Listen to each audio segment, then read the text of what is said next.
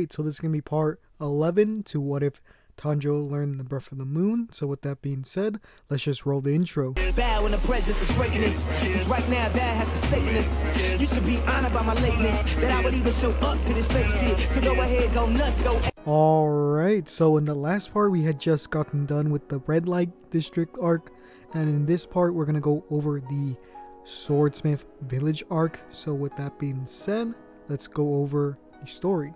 Now, there would be some time before Tanjiro actually goes, around 2 weeks or so, as that's how he went there in the first place in canon, because his kind of group that he was with needs to kind of rest up. Even though they didn't go with him, he still wants to make sure that they're okay, since, well, they helped out with him.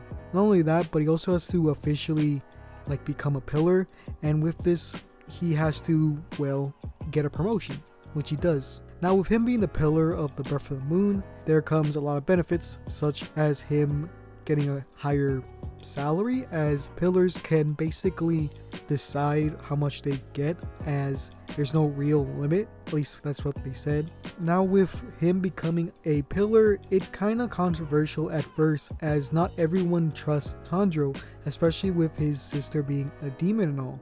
For example, people like the Wind Pillar as well as the Rock Pillar don't trust them, but the rest don't really care or are approving of this. Now, with Tanjiro being a pillar, where would he rank? Well, he would be one of the lower ones, I guess, but not totally the weakest, as you'll see later on in this particular part.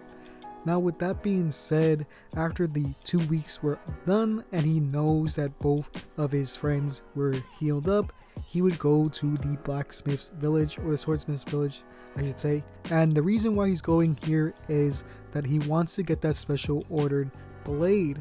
Now, because he's going to this special village, he needs an escort. But not only that, but his senses will be basically blindfolded, as well as having corks in his nostrils. This is to ensure that the secrecy of this village is kept. When he finally arrives at the village, he gets to meet the village chief. There, they explain how the village works and that all the blacksmiths or the swordsmiths live there. Now, they want to talk to Tanjiro's main blacksmith or swordsmith. I keep saying the wrong thing. But anyways, that being Hotaru. I believe that's how you say his name. If I say it wrong, please forgive me. But yeah, with that being said, let's get back on. Now, Hotaru is hesitant and they don't really know if he will be available or if he would be even willing to do it, as in the past he's had a bad experience with the others in his group, such as Inosuke basically breaking his swords that he's made. So he doesn't really know if he will actually do it. But the village chief ensures Tanjiro that if he doesn't do it, then he'll find someone else to make the sword. Now, with that being said, Tanjiro leaves and explores the village. This is where he meets up with the love pillar, that being Mitsuri, and she is distraught because she tells Tanjiro that someone basically ignored her. He's kind of confused and shocked. Not really shocked, but he feels kind of awkward, and this is where he goes to meet up with the person that she was talking to. Now, as you know, this is Genya, I believe that's his name. It's the one with the kind of mohawk. Now, with Tanjiro introducing himself, he isn't the same way that he is in canon, where he tries to become friends with him, but rather says hello, but isn't really trying to become friends. Genya doesn't really want to talk to him, so ignores him. This prompts Tanjiro to kind of go to a different area of the hot spring.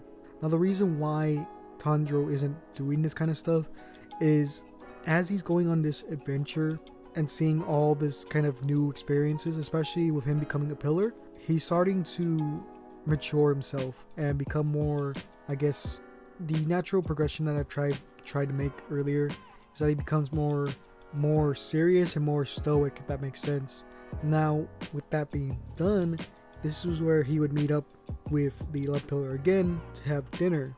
Now, over this kind of dinner, they talk about how Tanjiro has become the pillar and how fast he's done it.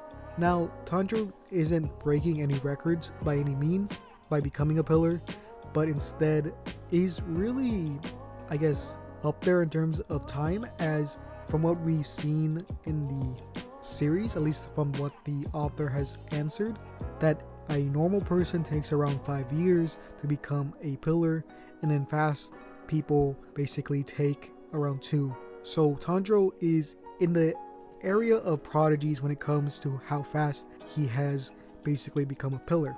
After dinner is done, this is when Mitsuri tells Tanjiro about a legend going around the village, that being that there is a special sword that if you could find it will make you stronger. Seeing so much potential in Tanjiro, she decides to tell him this.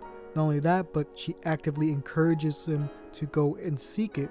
So Tanjiro does the next day, excited to find a way to become stronger and eventually be able to take down Muzan. Tanjiro, on his walk through the woods, sees this altercation between 2 people.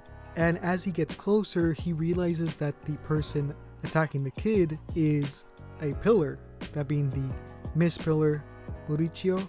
Again, if I get these names wrong, I'm sorry. So Mauricio is basically slapping this kid and telling him that he wants the key. Now Tanjiro, wanting to protect the innocent and the weak, goes to stop him. He grabs his arm and he puts a lot of force into it. Now normally in this altercation, Mauricio doesn't even pay attention to Tanjiro, as if he was insignificant, but with Tanjiro being a lot stronger, he is noticed a lot more than he was before. Mauricio actually tells Tanjiro to let go of his arm, but the difference is that he's a lot more threatening than he was in canon, as this is actually hurting him. Tanjiro tells him to leave the kid alone, and Mauricio tries to punch Tanjiro in the stomach. Tanjiro actually blocks it using his other hand. Now, with Mauricio not really knowing that he would do this, as well as not even paying attention to Tanjiro becoming a pillar, he doesn't know the status between the two. And with this altercation, he's surprised that he can even keep up with him, as Mauricio is one of the strongest characters within Demon Slayer when it comes to the pillars. So the two have kind of a hand-to-hand kind of fight, as it's seen down upon to use your sword against another Demon Slayer. So it's really quick between the two, with them exchanging hands back and forth and being able to use the trees as both launching off points and for coverage. It's a really intense fight. Not only that, but Tanjiro isn't really winning this, as Mauricio has the upper hand not only in experience but also in skill and talents, as he is a different level than Tanjiro at this point. When it all seems to come to a climax and Mauricio tries to knock out Tanjiro by giving a neck chop, Tanjiro actually does block it, but then Mauricio just knees him in the face, knocking him out. This causes Tanjiro to wake up later and seeing that the kid was forced to give the key to him so that he could leave. We then see Mauricio basically fighting with this kind of automaton kind of looking test dummy with 6 different arms that's supposed to resemble the original breath user, that being the Breath of the Sun user. There, Tanjiro sees how skilled Mauricio really is when it comes to this, because he's fighting a robot essentially with 6 arms to imitate the original Breath of the Sun user. This is when Mauricio's crow actually comes by and tells Tanjiro that he's actually a descendant of the original Breath of the Sun user. Now, Tanjiro is confused and tells the bird that he's not using the Breath of the Sun. The bird gets mad and pecks at him, but after that, this is where Mauricio is done with his training against the dummy and takes one of its arms because it has a sword and his sword had broken, or had broke.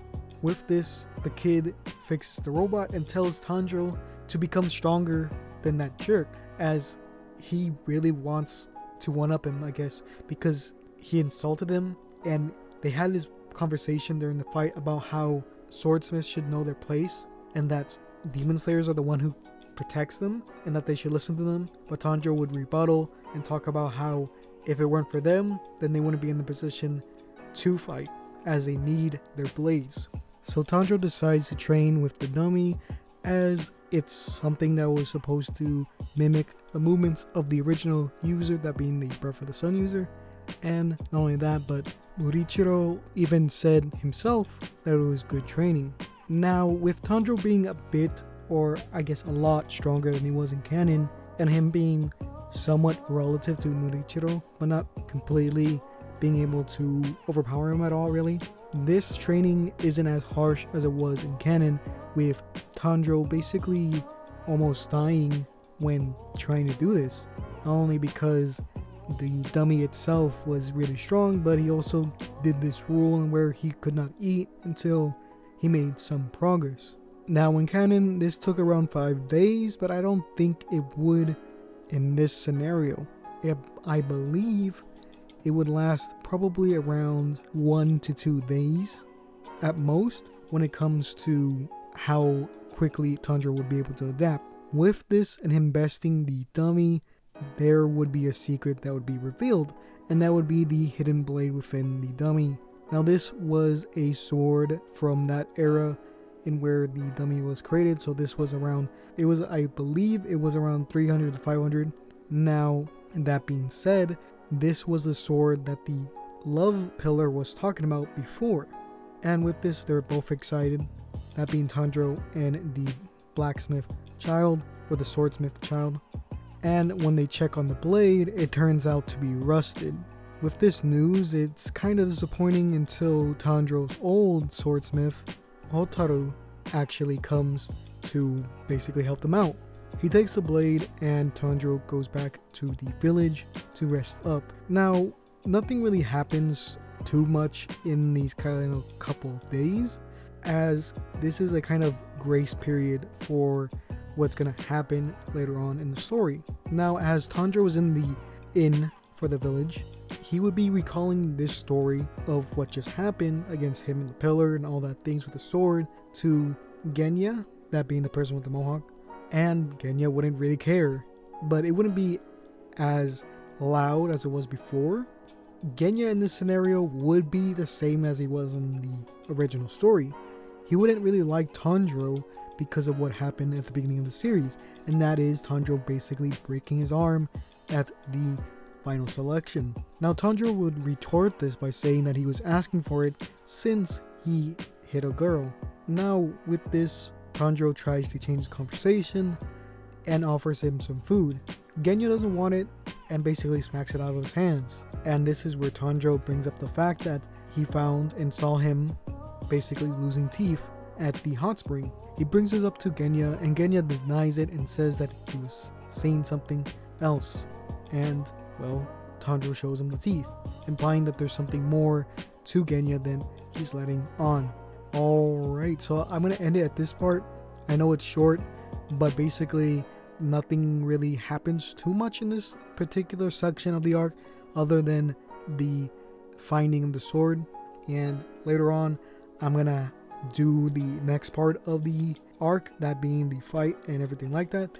But for now, I'm going to end it with this, so I hope you guys like it. With that being said, I got to shout out the patrons over on Patreon. So if you want to join, it only takes $1 and you get my content early and you have a chance to get a drawing from me. I pick a person from each tier, and the higher you donate, the higher chance you have of getting a drawing from me, as there will be less people in that tier. So with that being said, let's shout them out.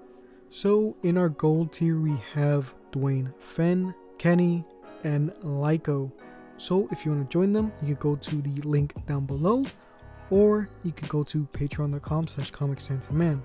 So with that being said, hope you guys enjoyed the video. Please follow me on Twitter for more art related posts. And with that being said, this is going to be the video, so yeah.